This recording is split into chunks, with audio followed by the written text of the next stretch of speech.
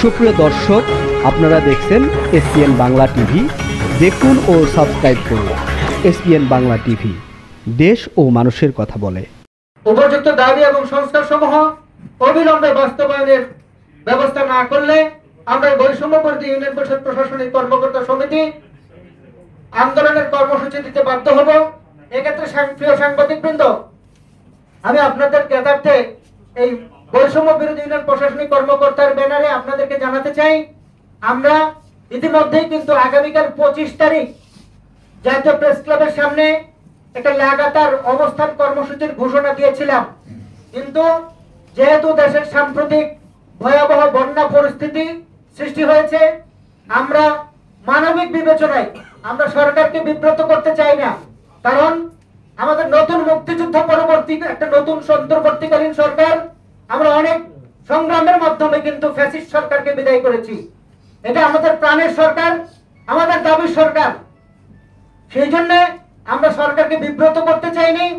আমরা মানবিক বিবেচনায় দেশের বন্যা উপদ্রুত এলাকার যারা আমাদের ভাইরা আছে, আপনারা জানেন যে বিশেষ করে চট্টগ্রাম বিভাগের পার্বত্য চট্টগ্রাম, বান্দরবান, খাগড়াছড়ি, চট্টগ্রাম, কক্সবাজার, লক্ষ্মীপুর, নোয়াখালী, ফেনী, কুমিল্লা এবং আমাদের সিলেট, হবিগঞ্জ, মৌলভীবাজার, এই সমস্ত অঞ্চলগুলি কিন্তু ব্যাপকভাবে প্লাবিত হয়েছে। আমরা ওই সমস্ত এলাকার জনসাধারণের দুর্ভোগের কথা চিন্তা করে আমরা আমাদের আগামী দিনের যে অবস্থান কর্মসূচি ছিল, সেই অবস্থান কর্মসূচিটাকে সাময়িকভাবে আমরা স্থগিত করেছি।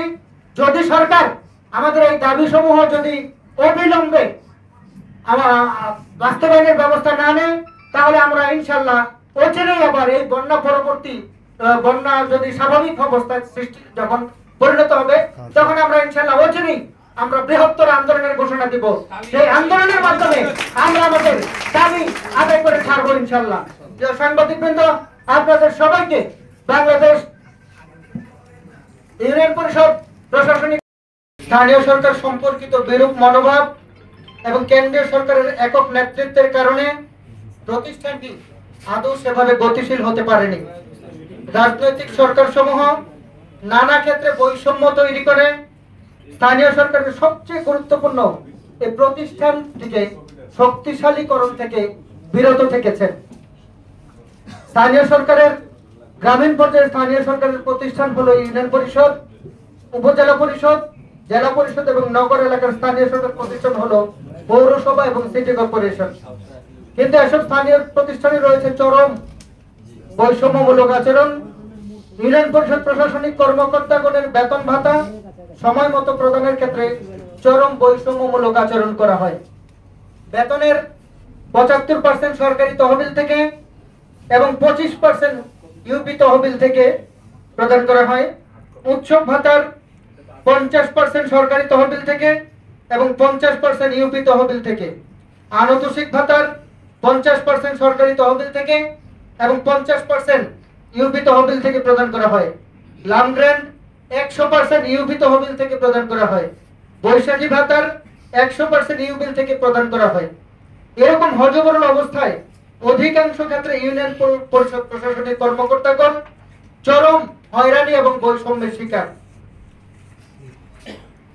পৌর নির্বাহী কর্মকর্তা করা হয়েছে, কিন্তু ইউনিয়ন পরিষদ সচিব পদ নাম পরিবর্তন করে ইউনিয়ন পরিষদ প্রশাসনিক কর্মকর্তা করা হয়েছে।